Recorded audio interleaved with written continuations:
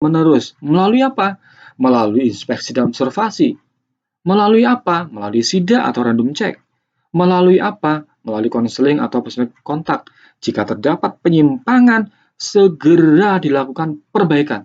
Apabila tidak dilakukan perbaikan, maka potensi dari kecelakaannya bisa besar.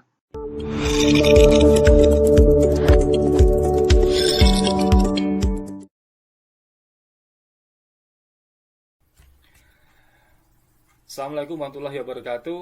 Selamat datang kembali di channel Safety Pilihanku.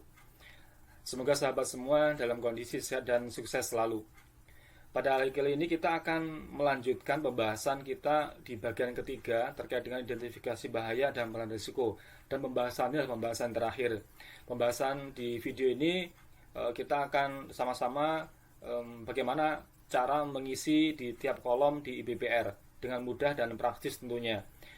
Namun sebelum kita lanjutkan, jangan lupa subscribe, like, share, dan komen sehingga channel ini dapat selalu memberikan kebermanfaatan bagi kita. Selamat menyaksikan. Tentu kita masih ingat kembali terkait dengan tahapan membuat IBPR. Tahapan membuat IBPR yang telah kita bahas di pertemuan sebelumnya. Satu, menentukan ruang lingkup tanggung jawab aktivitas pengawas. Yang kedua, menentukan jenis aktivitas. Yang ketiga, menentukan waktu dilakukannya. Keempat, menentukan tempat atau lokasi aktivitas dilakukan. Yang kelima, menentukan identifikasi bahaya dari aktivitas yang dilakukan. Yang keenam, menentukan atau memprediksi kemungkinan jenis kecelakaan yang terjadi hasil dari bahaya yang ada. Kemudian yang ketujuh, membuat atau menetapkan pengendalian risiko. Yang ke-8 atau yang terakhir yaitu menilai atau menganalisa risiko. Baik, kali ini kita akan masuk di tahapan menilai atau menganalisa risiko. Untuk menentukan nilai risiko membutuhkan perhitungan atau frekuensi, yaitu perhitungan antara frekuensi, yaitu keseringan timbulnya bahaya, kemudian severity yang mungkin timbul, dan probabilitas, yaitu kemungkinan terjadinya kecelakaan yang biasanya ini disebut sebagai tingkat resiko. Nah, untuk menghitungnya adalah R, resikonya sama dengan frekuensi dikalikan severity dikalikan probability. Di pertemuan yang pertama, apabila sahabat masih mengingat, kami juga pernah menyampaikan bisa dua parameter, bisa severity dan probability saja, boleh. Ya, tapi kali ini kita akan membahas tiga parameter, yaitu frekuensi, severity, dan probabilitas. Apa sih frekuensi? Frekuensi adalah keseringan terjadinya kejadian berbahaya atau terpapar bahaya banyaknya orang yang terlibat dan keseringan dalam melaksanakan aktivitas atau subaktivitas kerja yang dilakukan atau material digunakan atau produk yang dihasilkan atau jasa yang dihasilkan. Probability adalah kemungkinan terjadinya insiden atau dampak yang mengakibatkan cedera, penyakit akibat kerja, kerusakan harta benda, atau dampak lingkungan yang merugikan yang disebabkan oleh suatu kejadian berbahaya atau paparan bahaya atau aspek tersebut. Kemudian severity adalah keparahan dari cedera, penyakit akibat kerja, kerusakan harta benda, atau dampak lingkungan yang merugikan yang disebabkan oleh suatu kejadian berbahaya atau paparan bahaya atau aspek tersebut.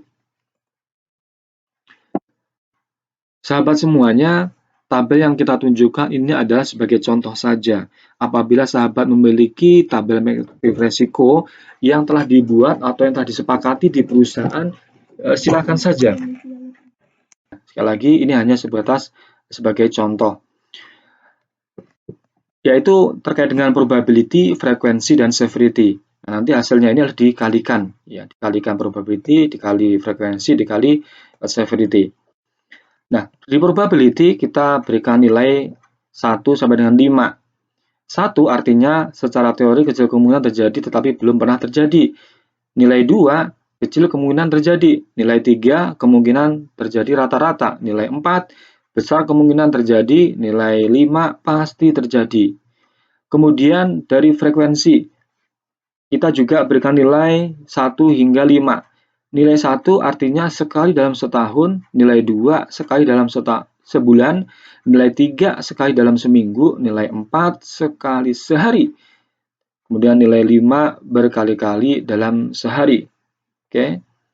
Kemudian yang severity. Severity kita lihat dari beberapa sisi. Pertama dari sisi cedera atau injury-nya, kemudian property damage-nya, health-nya, environment, dan community. Baik, mungkin tidak saya bacakan semuanya. Misal di nilai 1, kita berikan angka di sini nilainya 1, 2, 3, 25, dan 30. Nilai 1 itu artinya adalah kejadian tersebut hanya mengakibatkan first aid, potongan pertama saja. Kalau dari sisi property damage itu kurang dari 100 US dollar kerugiannya. Kalau dari sisi kesehatan tidak ada gangguan. Kalau dari sisi environment tidak ada peraturan yang berlaku atau berdampak pada area terbatas perusahaan. Kemudian dari sisi community tidak terjadi kerumunan dari masyarakat sekitar. Nilai 2 itu secara injury-nya adalah MTC, ya medical treatment control. Kemudian property damage, ya itu hanya sekitar kurang lebih 100 sampai dengan 1000 US dollar. Dari sisi kesehatan ada gangguan tapi masih dapat bekerja. Dari sisi lingkungan tidak ada peraturan yang berlaku atau berdampak ke lingkungan perusahaan. Kemudian yang dari sisi community terjadi komplain dari masyarakat sekitar. Nah, lanjut lagi ya. Nilai 3 itu RWDI, ya Restricted Work Duty Injury. Kemudian 25 itu LTI. Kemudian nilai 30 adalah bisa ke fatality. Nah, kalau untuk nanti membahas bagaimana apa sih first aid, kemudian MTC, RWDI, LTI, fatality, nanti kita akan ada sesi tersendiri untuk membahasnya. Baik, dari perkalian-perkalian tadi, probability, severity, dan frekuensi, apabila nilai risikonya adalah lebih dari 226, maka tingkat risiko dikatakan very high. Very high, kriteria risikonya tidak dapat diterima. Kemudian apabila hasil perkalian itu 26 hingga 225, itu tingkat risikonya high. High, kriteria risikonya tidak dapat diterima juga. Nah, apabila hasil perkaliannya hasilnya 10 sampai dengan 25, maka tingkat risikonya medium. Medium dari sisi kriteria risikonya dapat diterima. Dan yang terakhir, apabila perkaliannya itu kurang dari 10, tingkat risikonya adalah low. Tingkat risiko low itu kriteria risikonya dapat diterima. Nah, kalau tidak dapat diterima, maka dimasukkan ke tindakan pengendalian bahaya dan aspek. Dan pengendalian harus diupayakan sampai level nilai risiko turun ke level dapat diterima. Ya. Dan risiko harus diturunkan sehingga dapat ditoleransi dan diterima atau sampai aspek regulasi terpenuhinya. Ini apabila tidak dapat diterima.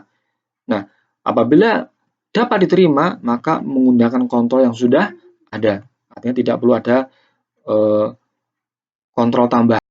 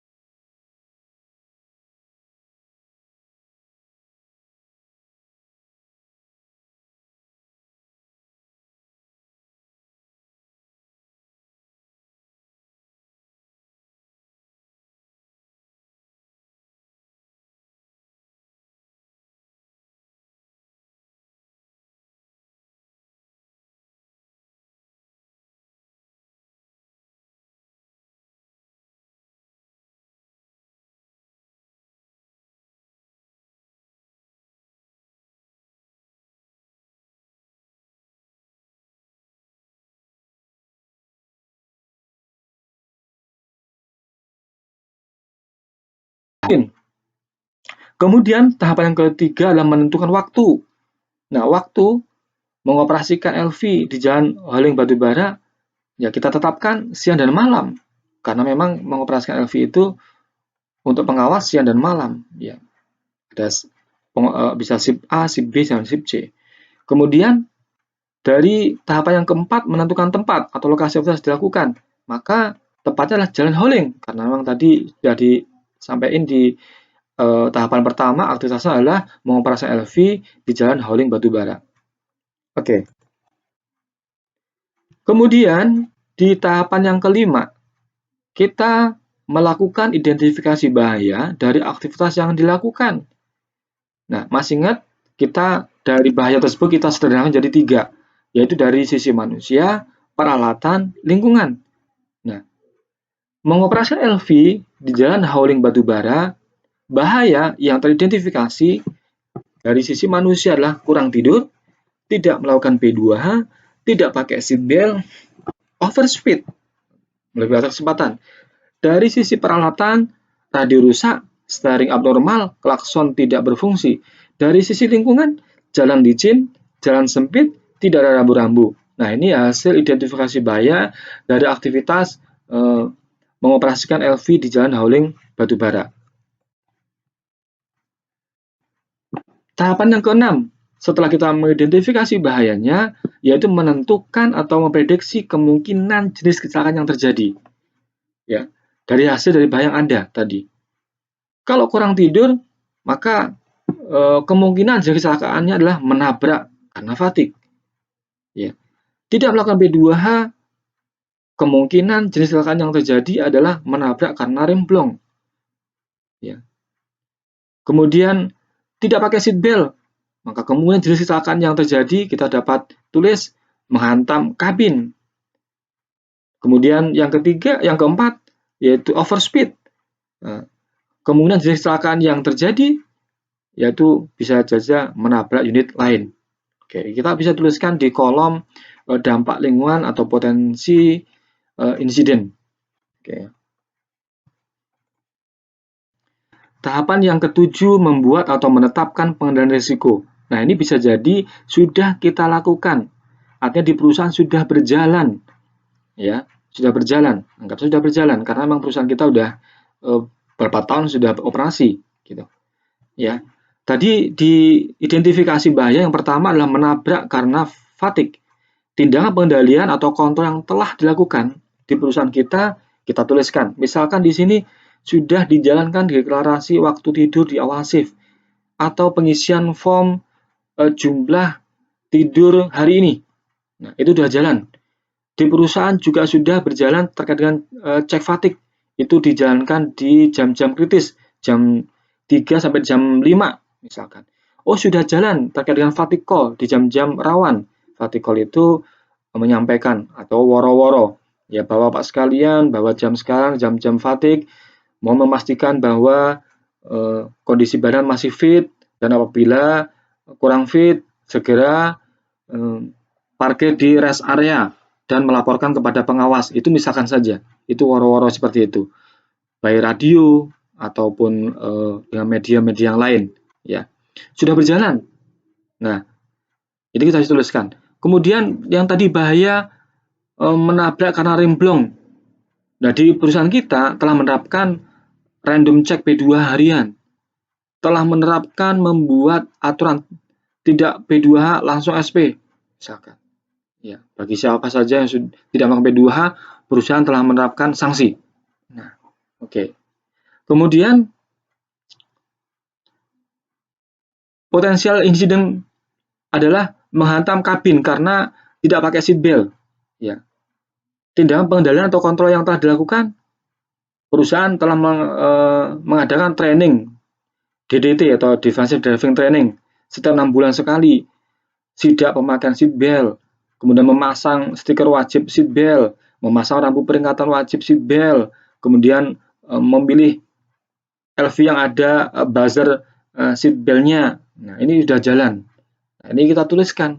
Jadi kita tulis semuanya apa-apa yang telah kita jalankan di perusahaan terkait dengan bahaya dan resiko atau potensial kecelakaannya itu setelah apa yang sudah kita lakukan di perusahaan. Dan yang kedua tahapan yang terakhir yaitu yang ke-8 menilai atau menganalisis risiko. Di kolom-kolom ini tersedia ada P, F, S, kemudian nilai risiko, kemudian tingkat risiko, kemudian kriteria. Ya. Baik. Kita ingat kembali. Aktivitasnya mengoperasikan LV di Jalan Hauling Batubara. Ya. Jenis aktivitas rutin, waktunya siang dan malam, tempatnya di Jalan Hauling, kemudian aspek lingkungan bahayanya dari si manusia kurang tidur. Kita ambil contoh satu saja. Kemudian dampak lingkungan atau potensial insidennya adalah menabrak karena fatigue. Nah, di perusahaan kita bisa jadi sudah melakukan upaya-upaya pengendalian atau tindakan pengendalian yang telah dilakukan. Baik. Nah, tadi dituliskan di step yang ke-7 sudah ada program deklarasi waktu tidur di awal shift ya, atau menuliskannya di form terkait dengan jumlah tidur pada hari ini sudah berjalan.